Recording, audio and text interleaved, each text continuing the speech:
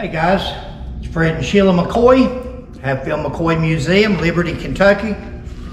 FredMcCoy.com. Sheila's behind the camera. Hi guys, hope you're having a great evening. I'm getting ready to sneeze, but I'll try. Bless you. I'll try to hold it off. This was sent to us. Who won the feud? Evidently, this is what somebody has written, and some of this is I'd have to Agree? agree with. Okay. By the end of the feud, he's talking about Devil Lance Hatfield here. He says, by the end of the feud, he had lost the respect of his community. Local people never forgave him for the attack on the McCoy home. And we believe that. Yeah, I agree. The West Virginia Hatfields lost a lot of support and a lot of credibility and everything after they killed two more of the kids, And beat the old woman, and burnt the cabin. Yep. Devil Lance was forced to sell his Tug Valley land, including the Grapevine Creek land that had been the center of his dispute with Perry Cline. Well, at least he puts a dispute with Perry Cline. Before, everybody was always saying the lawsuit with Perry Cline, the suit that him and Perry Cline was involved with, the court case. They don't say that. It just says the dispute now. Since Sheila and I started asking for court cases, now we've gone from calling it a lawsuit to a dispute.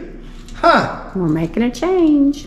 Well, that's because he knows there's no lawsuit there. Yeah. He watches the videos. He knows there's no lawsuit.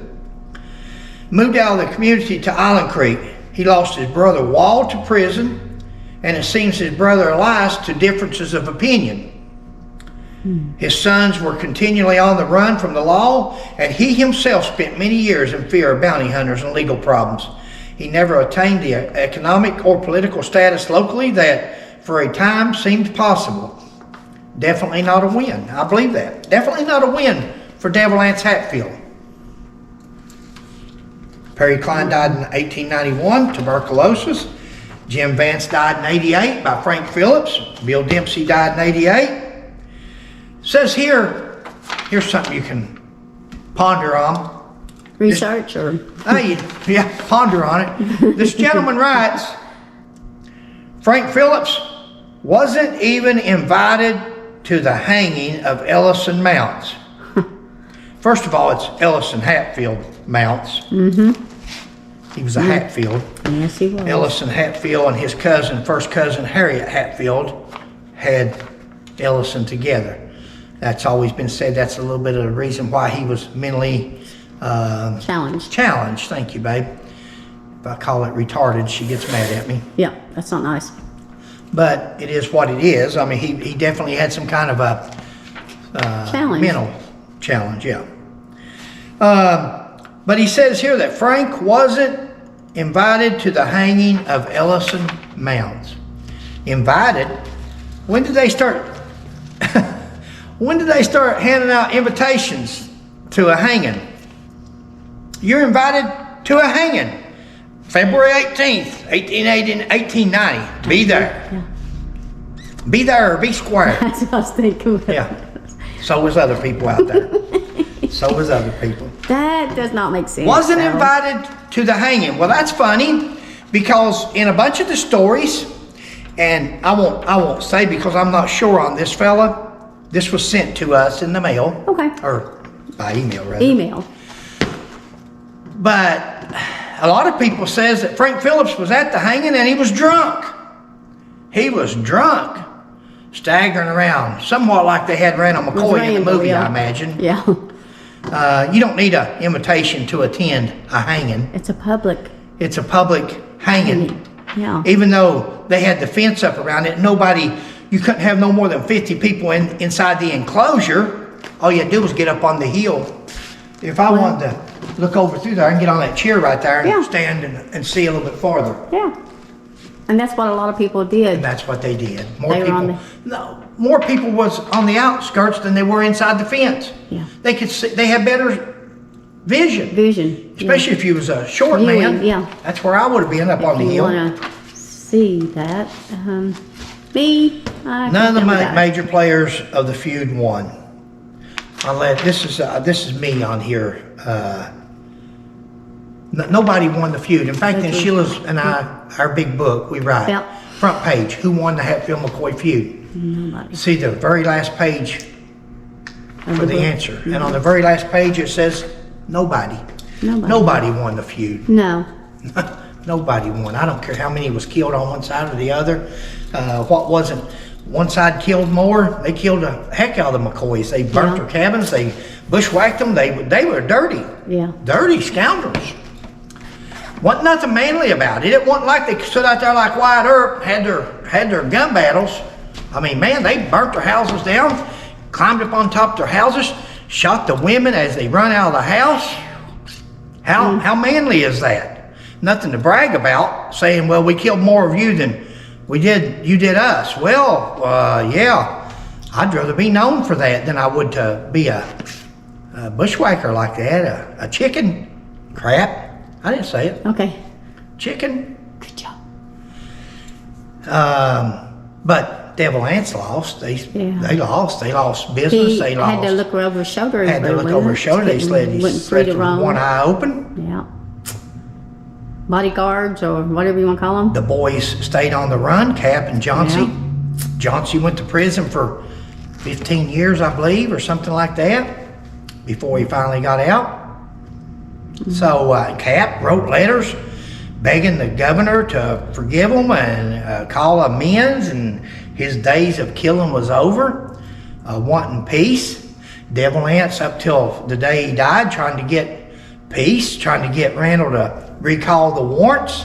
Cap lost his son while he was on the run. Yeah, so, Cap's 7-year-old son, a shepherd, starved to death. Yeah. That's in, thank you, babe, that's in Is it Coleman C. Hatfield's book. Yeah. Coleman C. Hatfield wrote that. Yeah. So, I mean, nobody Malnutrition. won. Yeah, nobody won. And to beat it all, they lived right next door to Devil Ants. But Devil Ants wasn't about to take care of somebody else's family when they run off and left him there to fend for himself. Nobody won the Hatfield McCoy feud. Nobody wins in fights. Nobody. Yeah. You know, we first started these videos. Some of our first videos, of course, our first videos are a little bit strong. Yeah. Because they're the things that we had listened to and heard for years and years and wanted to correct right off the bat, and we did. And somebody wrote us an email or text, or they done something, they said, what are you trying to do, start the feud over? No, nobody's trying to start the feud over. Why do you have to be trying to start the feud over just because you're trying to correct? Tell them the truth, yeah. Misinformation. Yeah. Yeah. That's not starting it because we're trying to tell the truth and correct all the stories that we've allowed to be told over the years, because both of us had careers and jobs and didn't want to jeopardize them. Now we're retired, sold everything we've got, live in an apartment, have nothing. So now we can speak our piece. Now we can tell, we can stand up. And you know, guys, she's getting ready to ask you to share and save and all this and that. Guys, share. If you're watching this video, help us out. If we've entertained you at all, or if you've learned anything at all, share it with your friends and family and get them to share it with theirs. If each person shares with 10 people and 10 people subscribes, that's more and more and more. That's how we build up. We're not getting out there. We're not hitting the base that we need to hit. There's so many other, you know, let me read this last line here. Okay. None of the major players won the feud unless fame counts. If you're looking for fame, hey, nobody won like Devil Ants Hatfield, Jim Vance, Cap Hatfield. Those three guys won. They're off the charts because they are famous. Writers of books. If you're the writer of a book, you won, because you're selling books out there. And I'm going to show you something here. I'm going to show you something. Okay. And there's a reason for this. Here's you some books. I don't know how many we've wrote over the years. Probably 30 books. We probably wrote 30 books over the years, but look at that sign right there. no books for sale at this time. We don't have no books for sale. Jimmy Wolford, Popcorn Sutton, a Hatfield McCoy. That's the only book ever been written by original Hatfields and McCoys. Cookbook, the Hubert Bay McCoy book. Hatfields and McCoy. That's Stephen Hatfield's son, Michael, and me. Carrie Concealed book. Corruption. Corruption Has No Boundaries. Dementia. My mother and us. To the first book that we run, which was a sample book for a purpose. Now, the question is, why do we have no books for sale? Because that's not what we're into right now. We're not even into showing the museum. We're into correcting history. We don't even have the museum open. Right there, the sign on the door says closed for the season. Right. It's closed till April of next year. Yeah. I have some people interested. It may change hands. Who knows? Yeah. Sheila and I have just, since Mother passed away, we're just not that into it. We're more into correcting the history than we are showing the artifacts. Get the truth out. Correct these people that have told these stories for so long. And if you want to help us, if you really, really want to help us, share. Share Sheila's page. If you believe in what we're saying. Hatfield McCoy Museum Adventures on YouTube. And subscribe. Hit subscribe so you can get all the new videos. Share it with family and friends. Yeah. Used to be I didn't promote that. I didn't really care. I just wanted to make the videos and get it out there. Now that we've got them out there, and some of them's excellent videos. Huh? We got over 200 and some. And 40. And they're educational. They're with proof. Guys, thanks. All we can do is ask you. Yes. And that's all we want to do. Is just share the truth that we find on our documentation stuff. So if you don't care, please like, please share, and subscribe. We'll catch you on the next one. Bye. Thank you all.